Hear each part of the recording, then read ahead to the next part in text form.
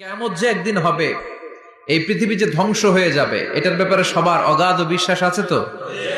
না সন্দেহ সন্দেহ লাগে? সন্দেহ আছে কারো? এই পৃথিবী একদিন থাকবে না, ভেঙে চুরমার হয়ে যাবে, খান খান হয়ে যাবে, সব ম্যাসাকার হয়ে যাবে। আমি থাকবো না, আপনি থাকবেন না, আমরা কেউই থাকবো না। থাকবে একজন, তিনি কে?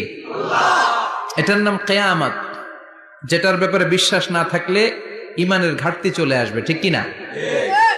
তো সেই কিয়ামতের দিনটা কেমন হবে, কিয়ামতের দৃশ্যটা কিরকম হবে, এর নকশা খুব সংক্ষিপ্ত পরিসরে মাত্র 11টা আয়াতে আল্লাহ তুলে ধরেছেন। আপনি মনোযোগ দিয়ে কানগুলো খরগোশের মতো খাড়া করে যদি কথাগুলো শুনেন, আপনার মনে হবে আপনি এখানে বসে কিয়ামত চোখে লাইভ দেখতেছেন। লাইভ আল্লাহ এমন ভাবে বলেছে, সুবহানাল্লাহ পড়েন।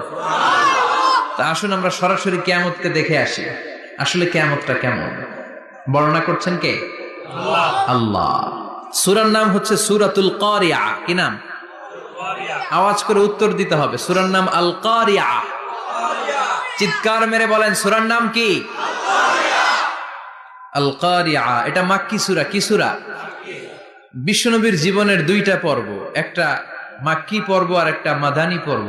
এটা মাদানী পর্বে নাজিল হয়নি, এটা নাজিল হয়েছে মাক্কি পর্বে। এই সূরার আয়াত সংখ্যা 11। এটা কোরআনের 101 নম্বর সূরা। এটা আল কোরআন আল কারীমের 30তম পারায় অবস্থিত একটা সূরা। আমাদের অনেকেরই মাশাআল্লাহ মুখস্থ আছে, আছে না?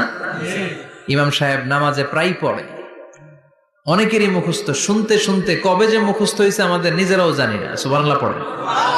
কোরআনের ভেতরে খালি বরকত, এটার সাথে লাগলেই বরকত, মসজিদে গেলেই বরকত।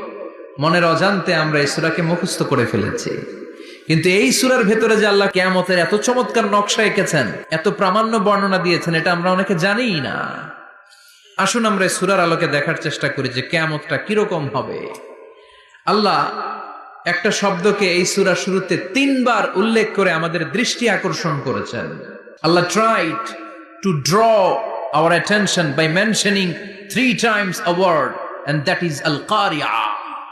al-qari'ah শব্দটাকে তিনি 3 বার উল্লেখ করে আমাদের দৃষ্টি আকর্ষণ করেছেন। একটা শব্দ 3 বার বললে মানুষের দৃষ্টি আকর্ষিত হয় না? যেহেতু এটা আরব দেশে নাজিল হয়েছে, আবার মক্কায়, মক্কার লোকেরা আরবি বুঝে, তাদেরকে প্রথম বলা হলো আল কারিয়া। তারা ফিরে তাকালো, কি আল কারিয়া? আবার বলা হলো মাল কারিয়া। কি মাল কারিয়া? আবার বলা হলো ওমা আদরাকা মাল কারিয়া। আবার তারা ফিরে তাকালো দৃষ্টি আকর্ষণের জন্য।